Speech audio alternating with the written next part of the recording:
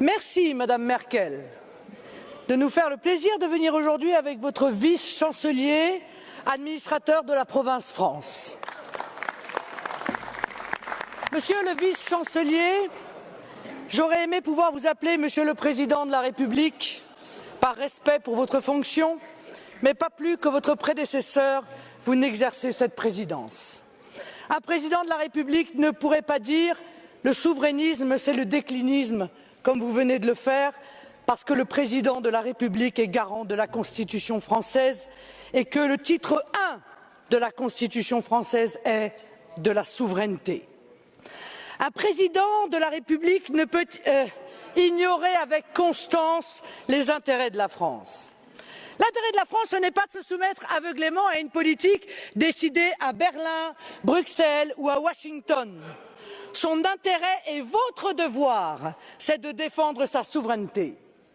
L'intérêt de la France, ce n'est pas de donner ce spectacle affligeant d'une France à la remorque de l'Allemagne sur la question migratoire.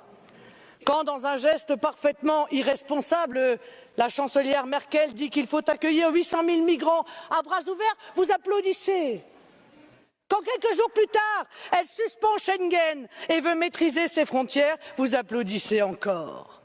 Donnant de la France l'image désolante d'un pays à la dérive, titubant sur une question pourtant si essentielle à la sécurité, à la prospérité et à la défense de l'identité de la France. L'intérêt de la France, c'est aussi de ne pas abdiquer face au docteur Schäuble quand se décide la politique économique du continent, alors même que cette politique est synonyme de chômage massif, de précarité et d'effondrement de notre système de protection sociale. C'est au contraire de résister et d'empêcher la Grèce, les autres pays du sud de l'Europe, puis la France, de s'engluer dans une spirale austéritaire sans fin, dans le seul objectif de sauver l'euro et le modèle économique allemand de bas salaire. Vous venez tous deux ici en séance de rattrapage, car votre Union européenne est en train de s'effondrer, aggravant les assauts migratoires comme les assauts économiques et obligée de se maintenir par le chantage, la menace et l'intimidation. Votre modèle, c'est la vassalisation aux États-Unis, l'austérité, la concurrence déloyale, la surveillance massive des citoyens, le dumping social, la submersion migratoire. Je porte un autre modèle qui rassemble aujourd'hui les peuples d'Europe, celui de l'indépendance, de l'Europe des nations dans un monde multipolaire, du protectionnisme intelligent, eh oui, des libertés individuelles, de la défense de notre sécurité et de nos identités par l'arrêt total de l'immigration de masse. Ah, certains résumeront en disant que je suis l'anti-Merkel. J'en accepte l'augure. Je ne